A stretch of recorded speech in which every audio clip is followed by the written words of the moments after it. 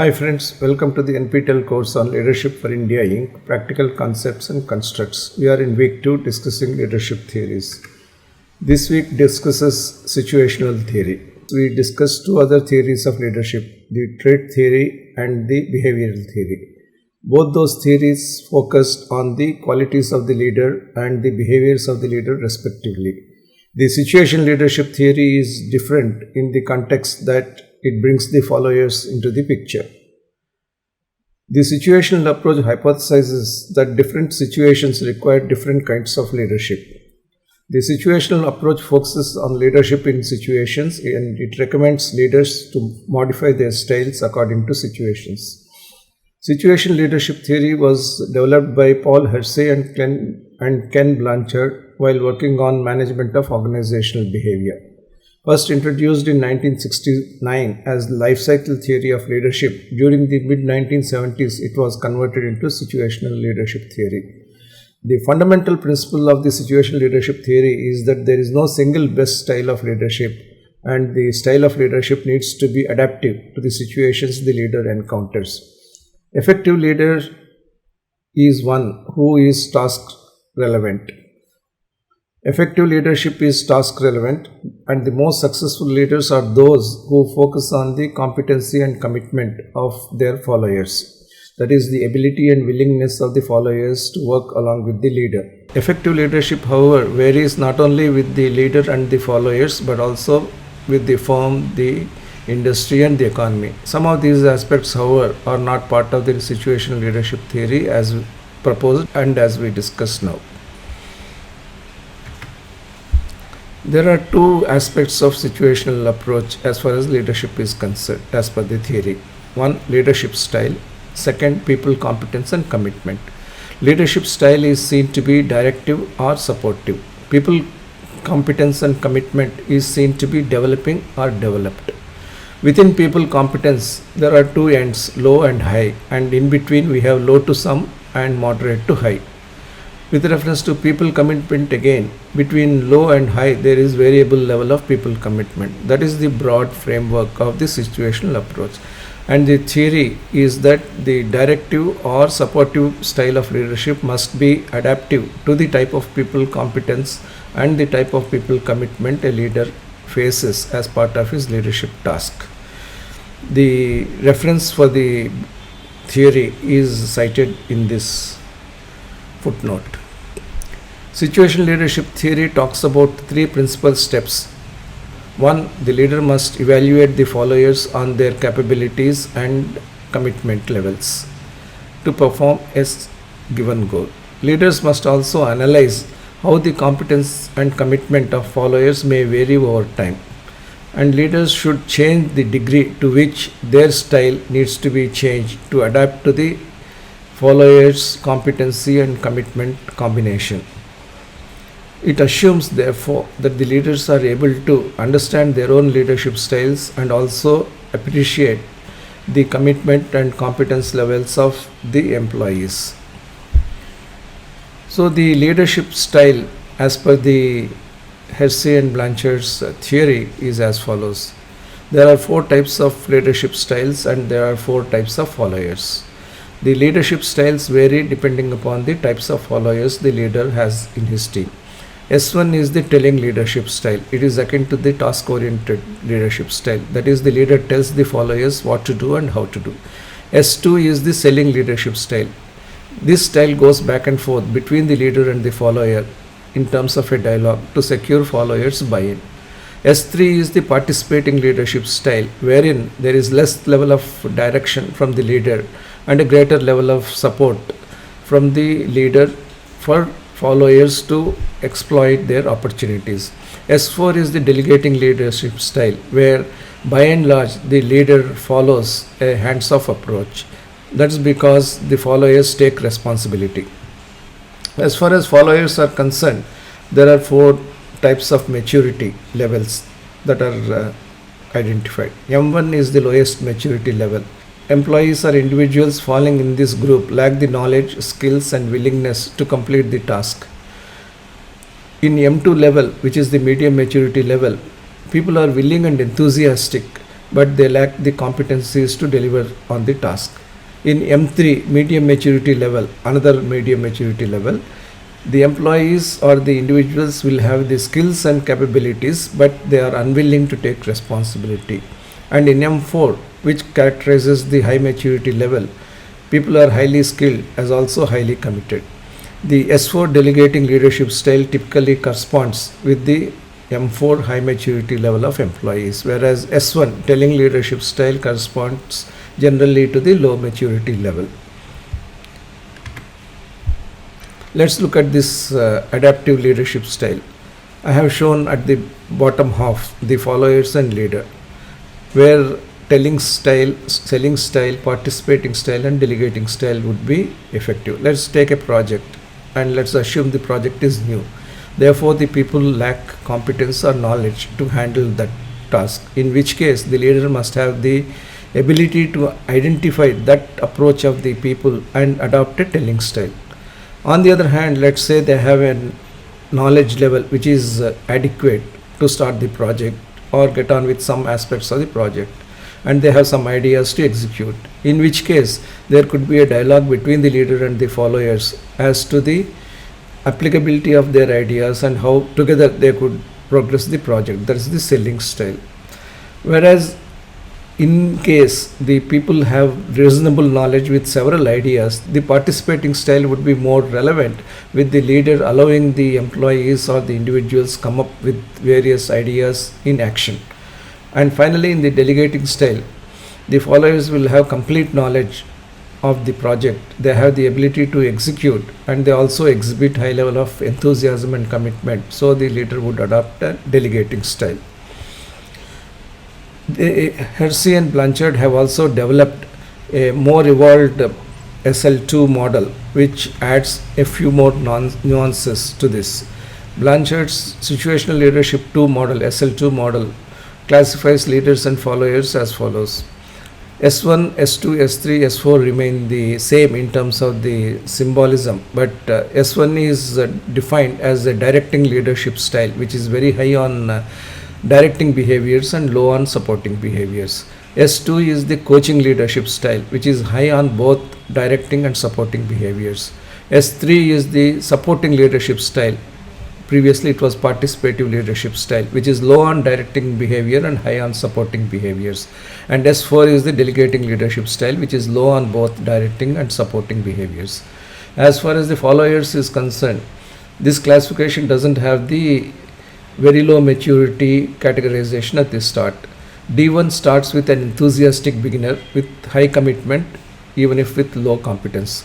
D2 is the disillusioned learner, some competence, but setbacks lead to low level of commitment. D3 is a capable and cautious performing individual type with increasing level of competence, but the level of commitment varies. D4 is the self-reliant achiever with high competence and high commitment. I would like to caution that D1 to D4 should not be seen as a gradation. It is not that an employee or an individual starts with D1 and proceeds through D2 and D3 stages to D4. In fact, D1, D2, D3, D4 represent different clusters of individual prototypes. The matching of leadership style with the followers' competence and commitment is the bedrock of situation leadership number 2 model as well. So if you want to combine directive behavior and supportive behavior in terms of S1, S2, S3, S4 styles, high directive and low supportive behavior classifies as S1, which is overall directing behavior. S2 behavior, which is the coaching behavior, is a high directive and high supportive behavior. S3, which is high supportive and low directive behavior, is the overall supporting behavior, and S4, low supportive and low directive behavior, is the delegating behavior. Low supportive, low directive behavior corresponds with high capability and high commitment levels of the employees. It is a 4-part spectrum. SL2 model classifies the leadership styles, relating them to the developmental levels of individuals as follows. S1, which is the directing level, corresponds to the low competence and high commitment group of individuals. S2, which is the coaching level of leadership, and also correspondingly the earlier selling level of leadership corresponds to low or some level of competence on the part of individuals, which is accompanied by low level of commitment. S3, which is for individuals with moderate high competence and variable commitment, it is a supporting type of leadership, corresponding again to participating leadership style of the original model, which involves low directive and high supportive behavior.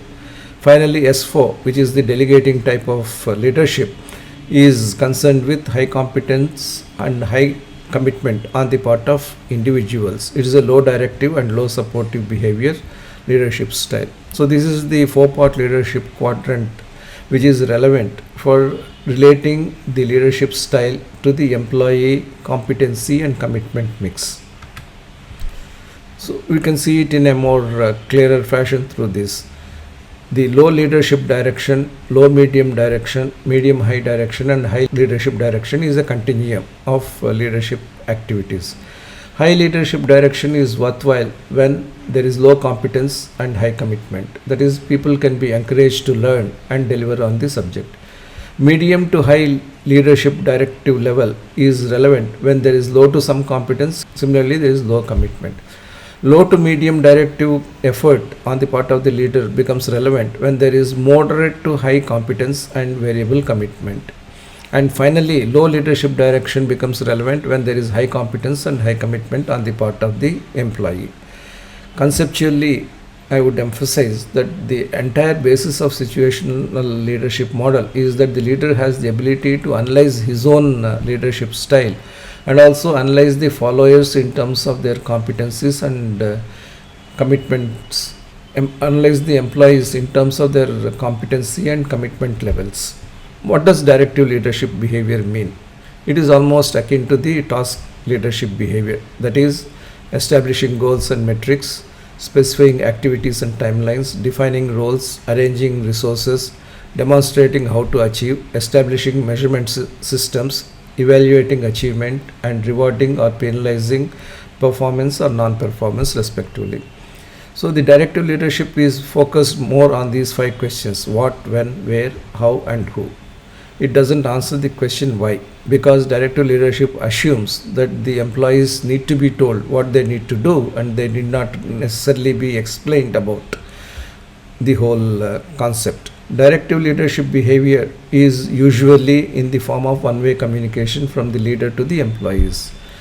The leader has to make the correct judgments on the competence levels of the followers. These levels are indeed high, but the leader assumes that the competence levels are low and starts directing them, then the results would be disastrous. Therefore, it is important for a leader to understand the type of employees he has in terms of the competencies and commitment levels, and this is true for all the other 3 models as well.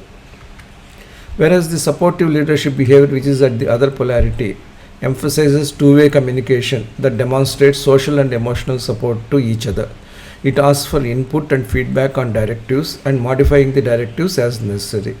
Even with reference to the supportive leadership, the leader's primary responsibility is to offer directives. However, those directives will not be dictatorial, nor will they be one-sided. There will be feedback that would be sought, and then there would be corrective actions that would be taken. So, and a supportive leader may also seek ideas proactively.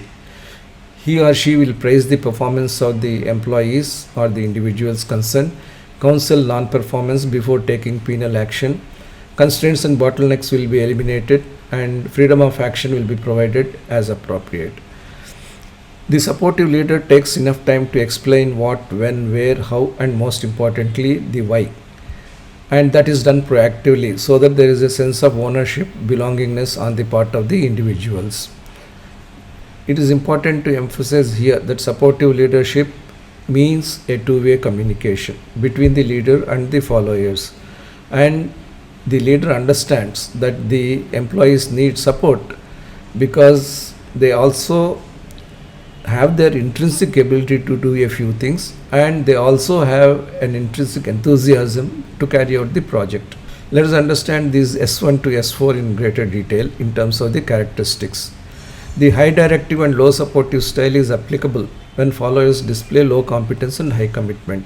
So what is the high direction to follower meaning in terms of the actual parameters? One, high one-way communication on the goals, action plans, tasks, and the need to achieve. Very clear prescription of pathways, intense monitoring of how and what extent goals are to be achieved, and emphasis on the performance aspect of rewards as well as the penal aspect of non-performance. Matters of direction as above take most of the time for a directive-oriented leader. On the other hand, the leader spends very little time on matters of working conditions, employee issues. There would be no intention to seek any ideas. There would be no intention to understand the overall employee ecosystem. Very little attention is paid to the constraints and problems which the employees face, let alone overcoming them. As a result, very little time is spent on the supportive matters as above. S1 style is very much dependent on the leader himself being task oriented. If the leader is basically non-task oriented and highly participative in the personality style, it would be difficult for him to work as a high directive, low supportive style. So it is also important that the leader understands his basic leadership traits and also his basic leadership behavior which is natural to him. It is also necessary to understand that if a leader is highly task oriented, there is also a probability that he would bias himself to think that the employees do not have that level of independence of judgment, that level of competence, and they needed to be directed. So a person should be able to analyze as a leader whether he is getting biased in terms of understanding whether he is task oriented or non-task oriented. In the high directive, high supportive style, that is the coaching approach, there would be high direction to followers, which will also be accompanied by high support to the followers.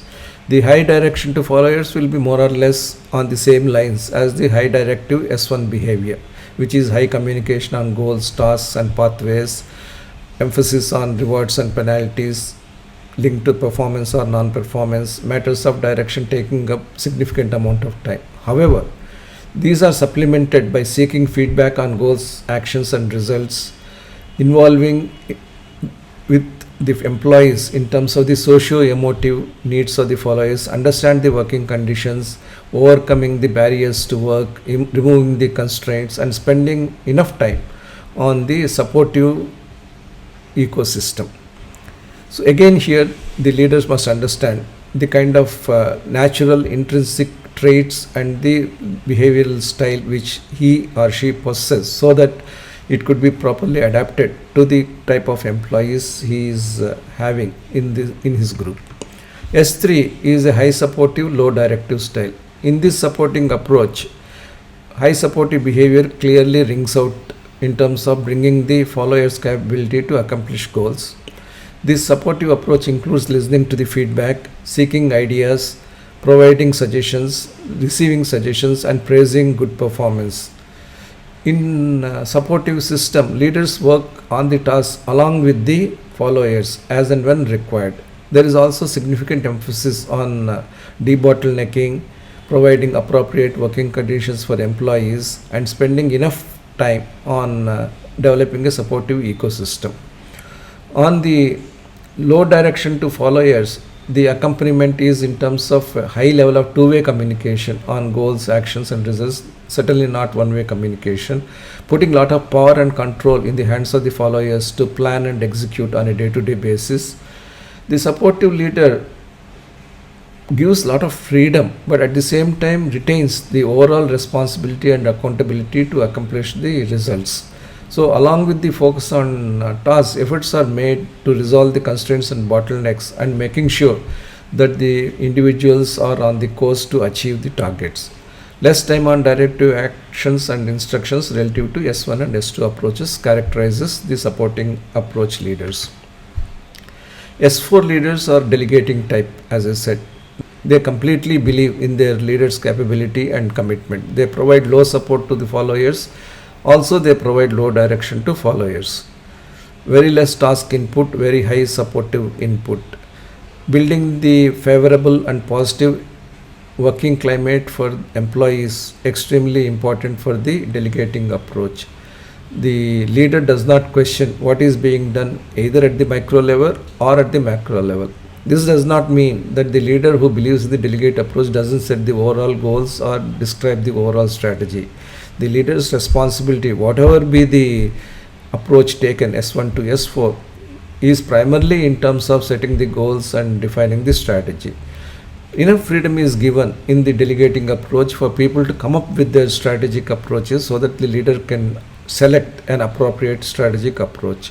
And delegation also involves keeping a track from behind at least as to what's happening and eventually owning up the results both from the employer's perspective as well as the employee's perspective. This is very important. The S4 leader lessens the involvement with direction significantly.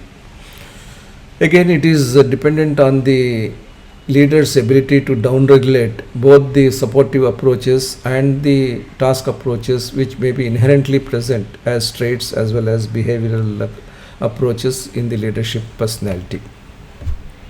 So, to summarize, S1 to S4 leadership styles, what do they mean? S1 is directing approach, high direction and low support. S2 coaching, high direction and high support. S3 supporting, that is high support and low direction. S4 delegating, low support and low direction. These four approaches are very much dependent on the follower's competence and commitment. The entire situation leadership style model collapses if there is imperfection in understanding what the employees represent, what the individuals represent. So the building blocks for the situation leadership theory come from understanding the employee capabilities and employee motivations, and also the leader's ability to upregulate or downregulate his task or support behaviors accordingly.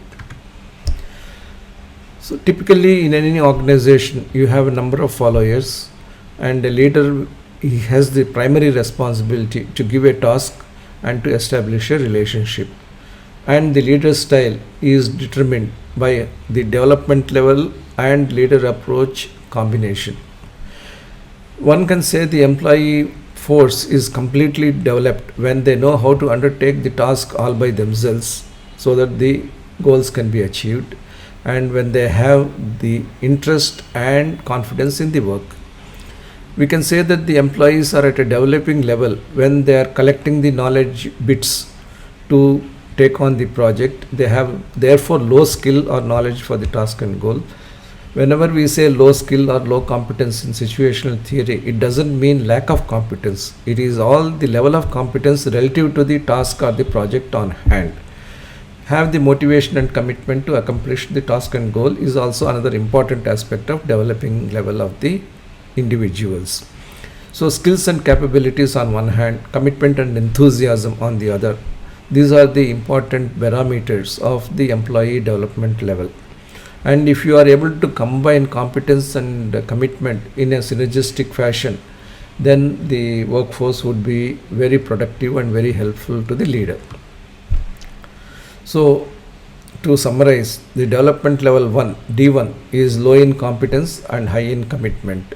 The followers are new to a goal, not quite skilled in accomplishing it, but excited and enthusiastic to learn and accomplish. In D2, which is the development level 2, there is some level of competence, but there is also low level of commitment.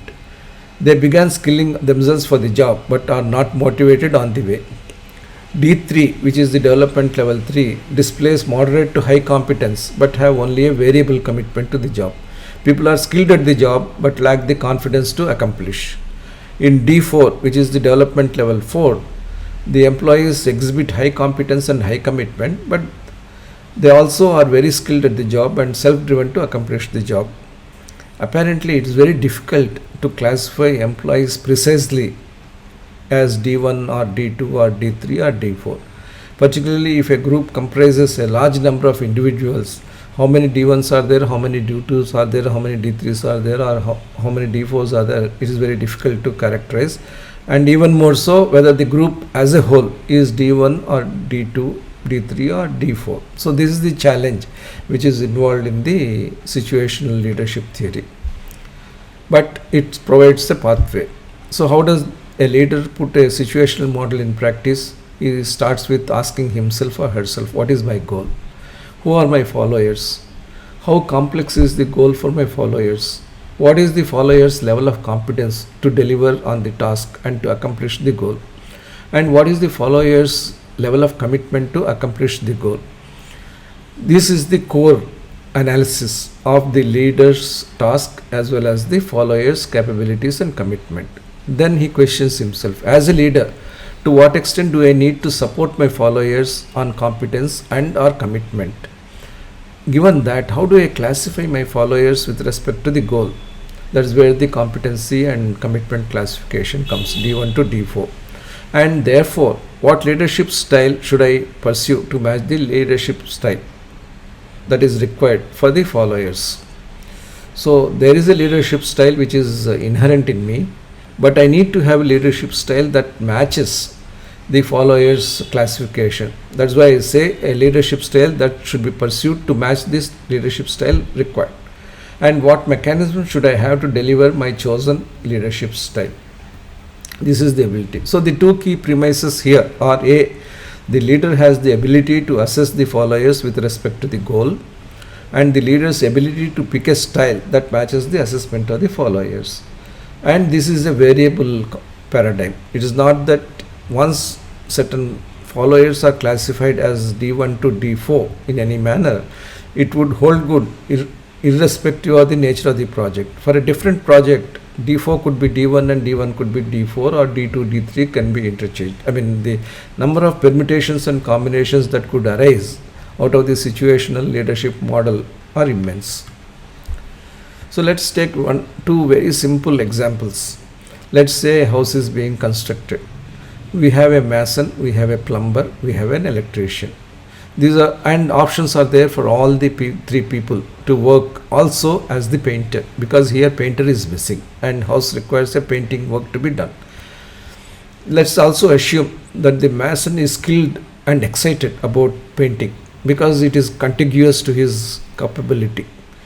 But plumber, who is skilled but is not excited, is a possibility. Similarly, an electrician who is skilled in painting but not excited is also a possibility. So we can classify these three behavioral approaches and competency approaches as mason being D4, plumber being D3, and electrician being D2.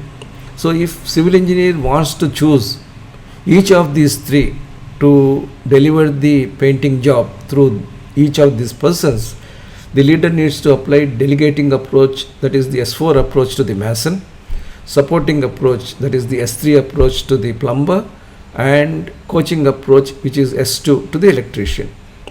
Let's take the same example from a different perspective. Again, mason, painter, plumber are available and they have all the options to work as the electrician. Let's assume for a change that mason is needing to learn and not excited. Plumber also needing to learn but excited. Painter to learn but somewhat excited.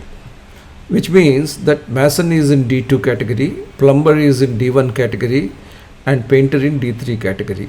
And unlike the previous classification, nobody is in D4. The leader then needs to apply a coaching approach, which is S2 to mason, directing approach, which is S1 to the plumber, and supporting approach, which is S3 to electrician. So for the same project with different perspectives on the part of the individuals, the leader has to apply different classification criteria and different leadership criteria. This is the essence of the situational model. You can amplify this for the firm as a whole. We discussed several ways in which a firm can be seen. For the purpose of the situational leadership theory, let's look at two classifications. One is the product process classification, that is, the product is known or new. A process by which you manufacture the product is known or is new. So if the product is known and also the process is known, there is obviously a high competence level in the employees or the individuals. They will display high competence accompanied by low excitement. Why do we say low excitement? Because they have been doing it all along and they are not excited anymore to do that repetitively. Are they D2 level of followers? Maybe. They are certainly not D1 level of followers because they have got high competence and low excitement, whereas D1 level envisages low competence and with enthusiasm. So they are not. So there is some level of distinction in classification as far as these combinations are concerned. Similarly, if you have new product which is to be manufactured with a known process, there is some competence because people have worked on the process, and there is also some excitement because turning out a new product based on the known process is some challenge. These people typically are the D3 level followers. Then you may have a known product which is being manufactured through a new process. There is some competence which is available again because the product is known, although the process is unknown. And there is some excitement because again you are having some challenge. Are they the D1 level followers? Because handling a new process could be a greater challenge to some people. So are they the D1 level followers? Question. Suppose it is a new product and new process. You really need, here I am not talking about the people available. What is required I am trying to talk about. You really need high competence and high excitement people. That is D4 level followers, and such followers are difficult to get. That is the challenge. So it is not merely the job of selecting a leadership style to the followers' competency and commitment matrix, but actually to understand what is the kind of followers do I need. So the situational leadership theory is limited in the sense that it only asks the leader to apply a particular leadership style depending upon the particular combination of the competence and capability in the followers. It doesn't tell the leader as to what to do to get the requisite type of follower classification in his team. And obviously that is a different topic which we will examine as part of this course as we go along. Again, let's look at the situational model from a product market perspective. Let's think that there is a product which is known to the employees and the leader. There is also a new product. These two types of products have to be sold either in a known market or in a new market. Similarly, known product in a known market leads to high competence, high learning effect, but low excitement. D2 level followers, question mark. New product in a known market, some competence, some excitement, D3 level followers, a question mark. A known product in a new market, there is going to be some level of competence and some excitement, probably D1 level of followers. And again, we need high competence, high excitement group of people, D4 level followers, to be able to take the firm to great heights with new product and new market. So you may have a strategy of having a new product and new market as a valid diversification approach, but if the organization is not built to turn out D4 level followers, you are going to have a challenge. That is again an offshoot of the situational leadership theory, which is not exactly discussed in detail in the situational leadership model. That is our responsibility to discuss this as we go forward with the case studies and also the theoretical insights as part of our course. So you focus more in this a technical and emotional combination of followers rather than a technical combination, which is another interesting aspect of the situational leadership model. So what are the advantages of situational approach? First of all, compared to the previous two theories, it brings the followers into the picture. That is one of the greatest advantages of situational approach. It tells also the leader that there is no one single approach. There are at least 4 different approaches to manage people, because people can be classified in any of the 4 clusters. There is also a lot of well-known research available over hundreds of training programs on the situational approach that was conducted for Fortune 500 companies.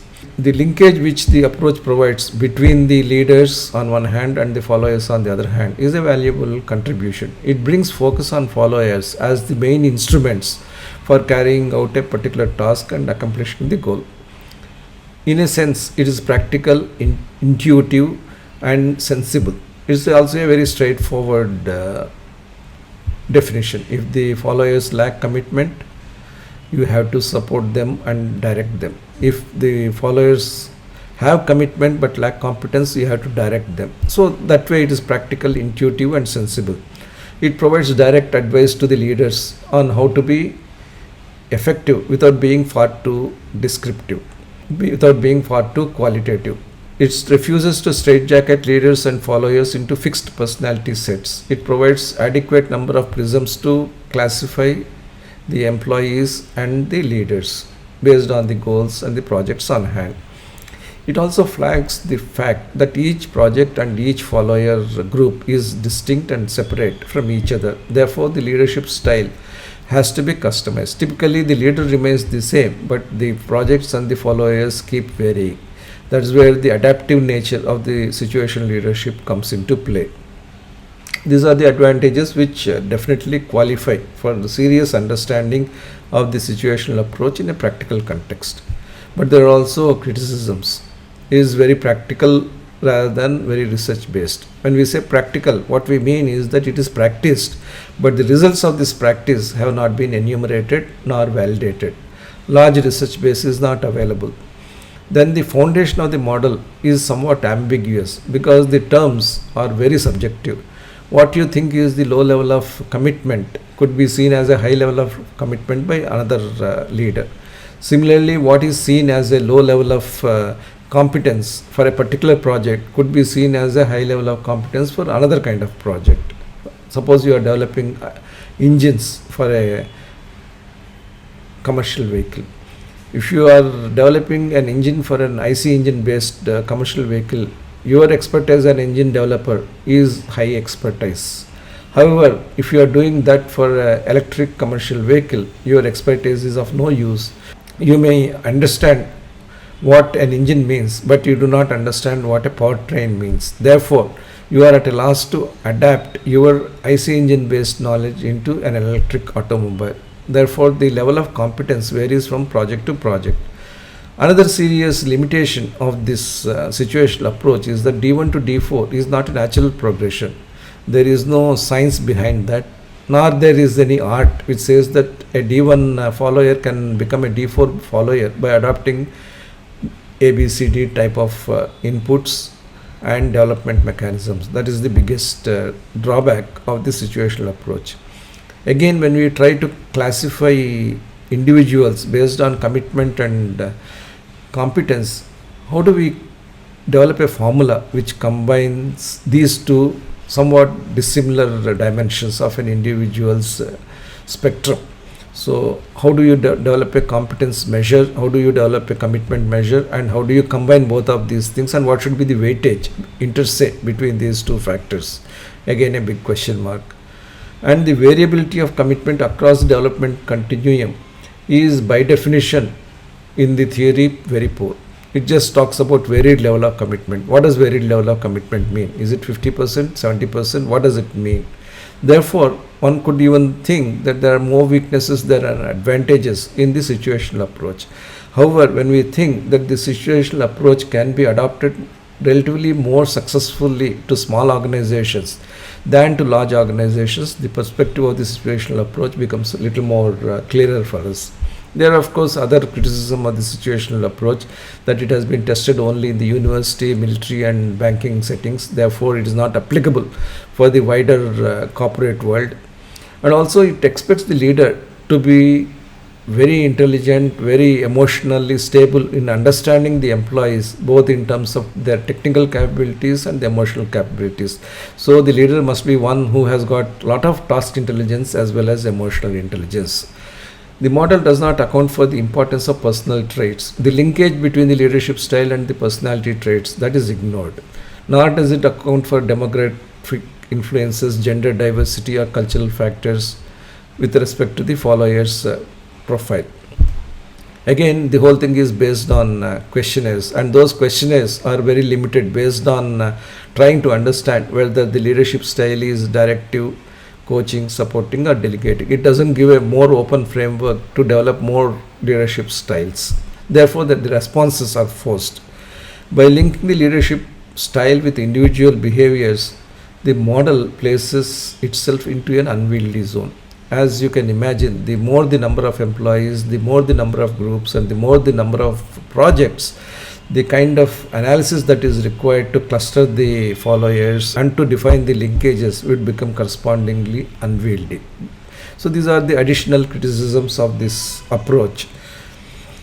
So how do we convert this situational leadership theory, which is generally developed for small groups and non-industrial settings, to something which is applicable and relevant to a industrial situation? So I take three particular institutional mechanisms to talk about in this context.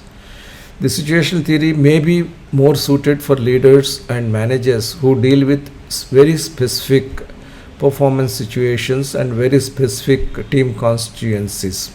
Three are described here. For example, the board of directors. In a board of directors, which is the apex governing body of the company, charged with the responsibility of overall corporate governance for the company, apart from strategic direction and strategic performance. Directors are usually coming from different backgrounds. All the directors are competent, and several of them are having sufficient years or even decades of experience to advise the company's executive management on their tasks.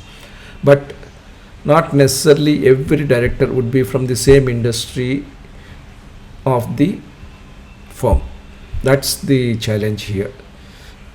But because the directors are having a same approach to undertaking the governance tasks, because the directors have high level of competence and generally they are likely to be enthusiastic and committed to their task, the situational approach could be very useful.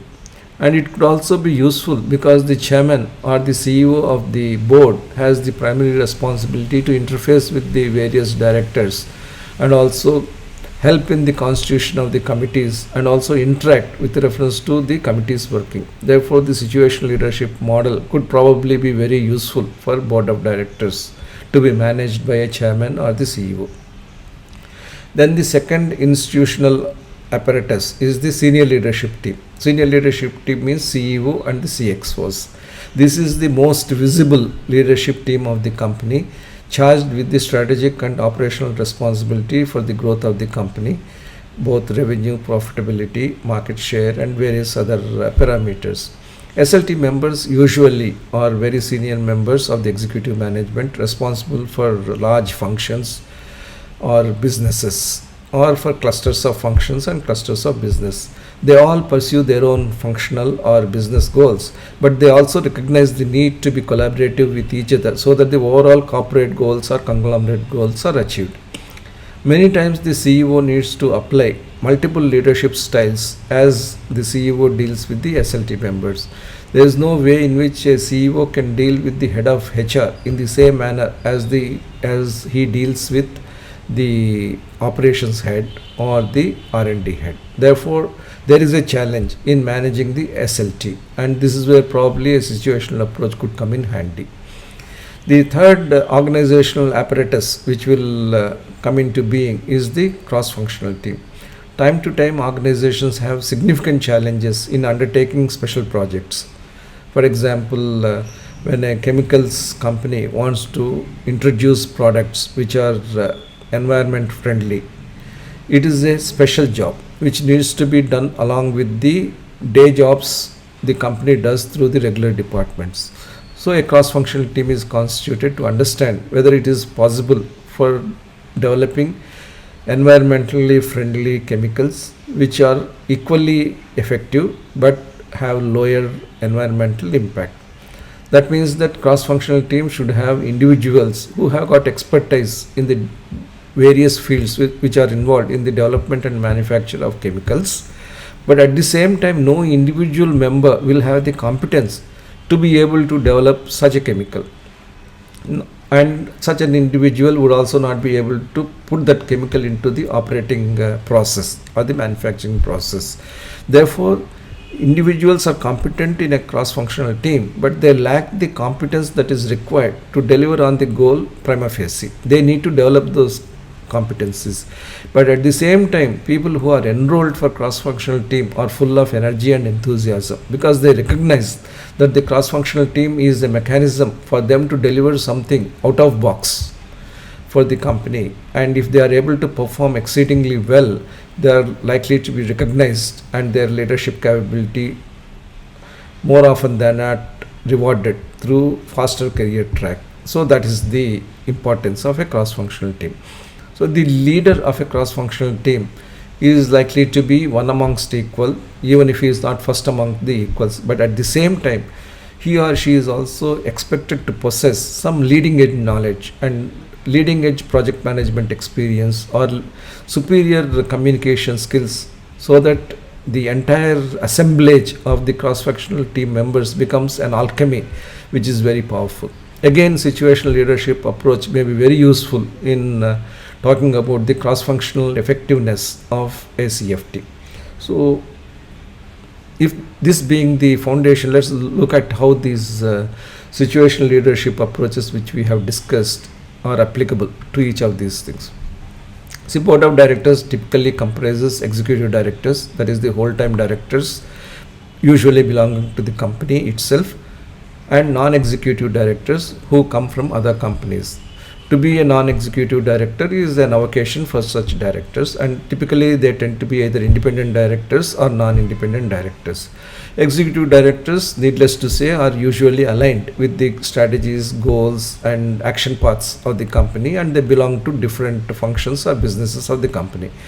Independent NEDs, on the other hand, they come with different perspectives. They have got the capability to run a large company, but they have decided that henceforth their main avocation is to provide their wisdom and the governance perspective rather than provide their day-to-day management or leadership capability. So it is the seasoned wisdom that comes through the directors for the board.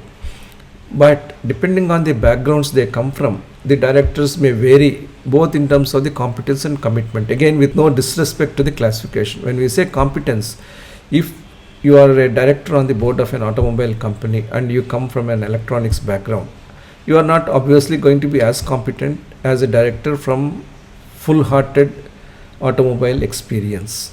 That is the subtle difference of competence as measured in these situational leadership theory models. Similarly, when we talk about commitment, it doesn't mean that they are emotionally less committed.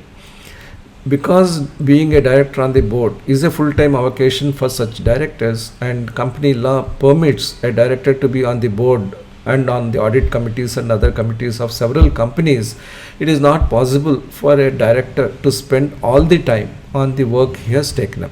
So some directors who have got very few directorships may spend a lot of time and display a lot of commitment, whereas directors who have spread themselves thin may not be able to provide an equivalent level of commitment and enthusiasm. So directors also can be classified in terms of their competence and commitment with reference to the company. So the chairman of the board, when he looks at these directors and when he interfaces with them and interacts with them, he has the crucial responsibility in interacting in such a manner that each of those directors who in his own capacity or her own capacity happens to be an industry veteran is appropriately leveraged. So the development level that characterizes most directors could be moderate to high competence with reference to the firm and the industry, with variable level of commitment, which is strictly related to the time they are able to spend. Therefore, the most appropriate situational leadership style could be one of supporting style, that is, which reflects high supportive and low directive behavior on the part of the leader, S3 style. That is, you should be enabling the director spend enough time through innovative committee mechanisms or innovative scheduling of tasks or continuous interface by various means, supporting style. And low directive behavior, because the directors really need no direction because they themselves have been chairman or managing directors of other companies or otherwise very well educated in various other fields and very well experienced in various other avocations. So boards have a crucial responsibility in governing corporations, taking care of the interests of all the stakeholders.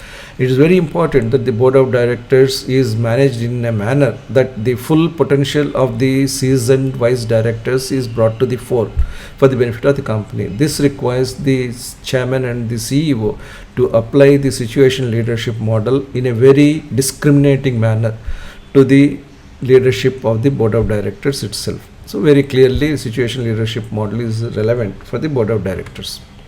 Now let's look at the situational leadership style. As I said, senior leadership team comprises the CXOs, the CSO, COO, CFO, CHRO, for example, and at times supported by a very senior chief of staff as well. The CXOs would have very specific goals. They are collaborative because they are part of the large leadership team which is looked upon for developing the growth of the company. But at the same time, they also have their internal checks and balances. They also have their internal levels of satisfaction and dissatisfaction. They also have competitive dynamics in case they happen to head functions which are in either disarray or in strong ascendance, or the businesses which are doing very well or not doing so well. So there are various kinds of dynamics which SLT members are subject to.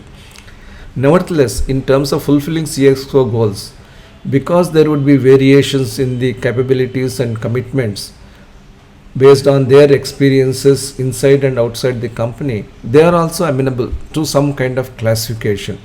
All CXOs may not possess the same level of competence. There have been examples where people came from FMCG background into pharmaceutical companies to run their development process and have not been competent to the desired extent relative to a pharmacist leader who has grown in the company. Therefore, competence could be a question mark, although those people may bring in different level of competence. A supply chain leader in pharmaceutical industry is considered to benefit significantly when the leader has got an FMCG experience or a automobile experience. But that is not applicable, as I said, in innovative activities of pharmaceutical industry. By no means an engine developer can be a pharmaceutical developer. So there are limits. So if the development of CXO team is done without such basic principles, or if a CEO inherits a varied CXO team, then there would also be these dynamics of competence as well as commitment. So how do we classify the CXOs? There could be two types of classifications which CXOs could lend themselves to. One, high competence, high commitment, D4, absolutely fine. That's going to be a firm which is well above the industry average in terms of its growth and sustainability. There could also be moderate to high competence with variable commitment, D3 level. And most of the industries have firms which are at industry average level. And the firms which are at industry average level typically have D3 level CXOs functioning. Therefore, the leader must choose a situationally appropriate leadership style to handle his CXO team. It could be a low supportive, low directive behavior, that is the S4 style when the leaders are D4 type, or you can choose an S3 style which is high supportive and low directive, taking into account that SLT members are having high competence but with variable commitment. So that's the way in which the situational leadership model gets applied to a senior leadership team. And this is very important for the CEO to recognize, because SLTs are recognized as the powerhouse of strategy and operational efficiency. They drive strategy and execution for the company, ensure growth with sustainability. So a CEO cannot manage only by personal or by personal interfaces with the SLT members. The CEO should be able to precisely place each of the CXO member on the competency commitment spectrum and adopt a leadership style which brings out the best in terms of the SLT member. And eventually the task would be to bring all the SLT members to the D4 level, high commitment and high competency. That is the way in which SLTs can benefit from situational leadership style. Then we get to cross-functional teams. As I said, cross-functional teams are specially constituted to carry out certain extraordinary tasks, that is beyond the imagination or beyond the capability of existing formal bureaucratic structures. They typically have very specific goals, very specific timelines, and the membership is drawn from the best possible talent availability. And the expectation is that they would deliver out-of-the-box solutions for some problems. And each CFT will have a elected head or a designated head who would need to serve both as a subject matter expert and also as a project manager, so that Ideas are provided, competencies are reinforced, but at the same time, progress is nudged on a continuing basis. Typically, SFTs will have individuals of high competence because the best of each department is chosen for participating in a CFT, usually subject matter experts, I said. Their specification is that they should be goal oriented and they should put in their best to ensure that the CFTs work successfully. Because the goal for the CFT member is new to every member, it is not likely that their high level of competence will automatically translate itself into high level of competence with respect to the project that has been taken. Therefore, there could be shades of competence with reference to the project in mind. But certainly, every member of the CFT and the CFT as a whole would demonstrate a very high level of commitment to the success of the CFT given the stakes involved and also the visibility that a CFT would enjoy. The leader of a CFT would have several challenges. One challenge would be to ensure that the diversity that is existing in the CFT is managed very well. If you kind of conceptually look at this challenge, a CFT is almost like a company. Just as a CEO is managing different functions, a leader of a CFT is expected to manage experts belonging to different functional strengths. So he has to blend multiple backgrounds into a cohesive team that has goals that supersede their functional allegiances. Given these characteristics and given also that the project is expected to be of high challenge nature, the development level that characterizes most CFT members would be some competence with varied commitment or low competence with high commitment. That's the likely combination in the CFT. And it is not that these levels will be same throughout the functioning of the CFT. People could start in this fashion and eventually progress towards D4 as they move along in the CFT because they are high performers, they have high level of learning capability and they are charged with passion and commitment to deliver on the project. The most appropriate situational leadership style for the head of CFT could therefore be one of coaching style, which brings a little high direction and a little of high supportive behavior in combination so that the best of the participants is brought in. It could also be directing style when the knowledge gap between the CFT leader and the participants is significantly different. Let's look at an example.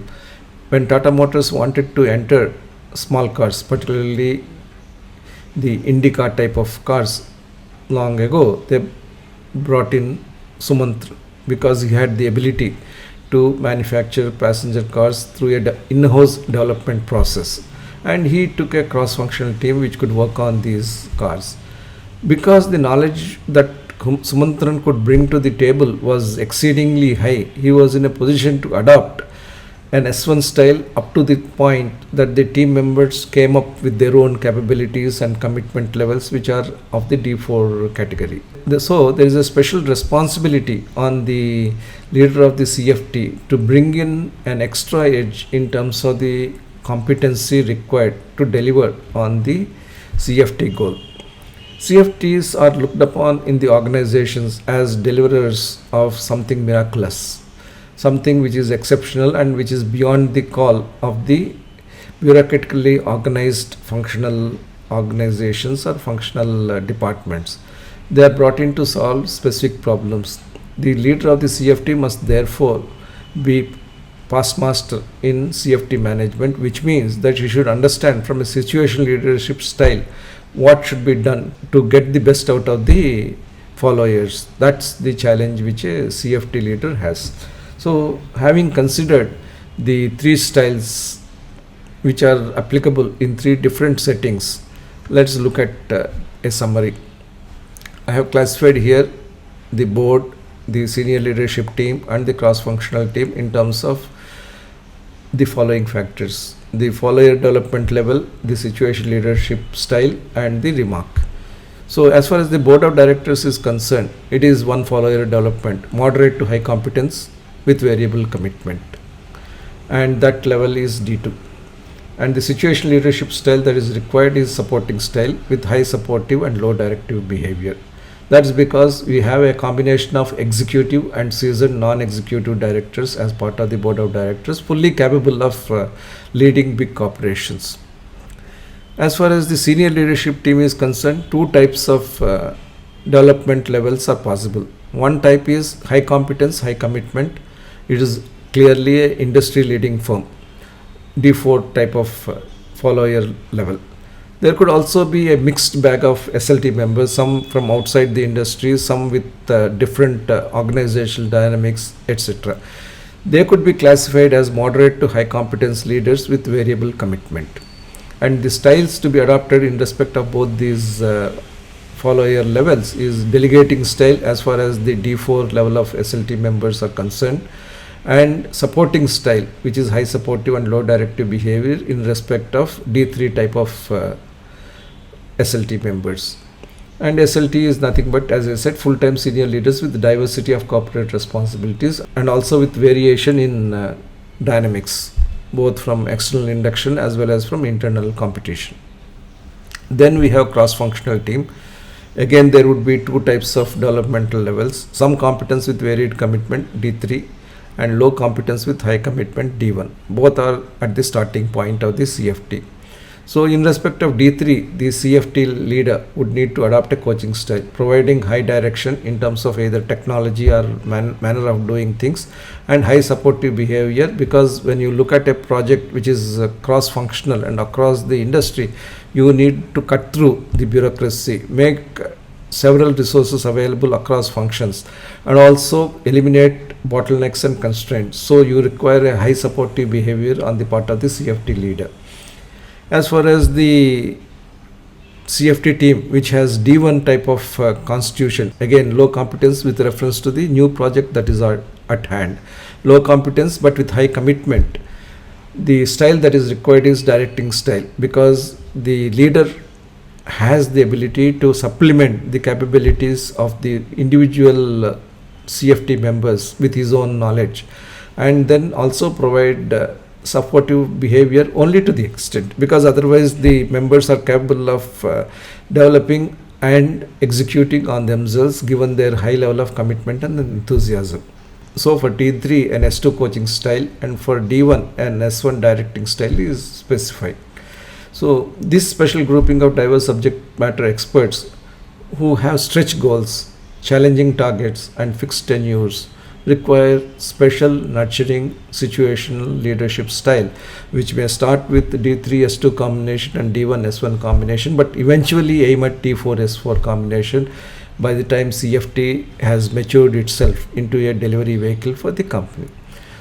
So friends, it is very clear that situational leadership is a clear improvement over either the trait theory or the behavioral theory. This is not to say that trait theory and behavioral theory have no advantage or no relevance for the leadership paradigms, but by including followers in the process of analysis, situational leadership has taken both those theories into the realm of practical leadership. But what we have seen through situational leadership doesn't provide a full solution, because leadership is far more varied than just leaders and followers, or the classifications of followers and developing some matching leadership styles out of the bouquet which is available. So let's look at many other aspects as we move along. Thank you for the present.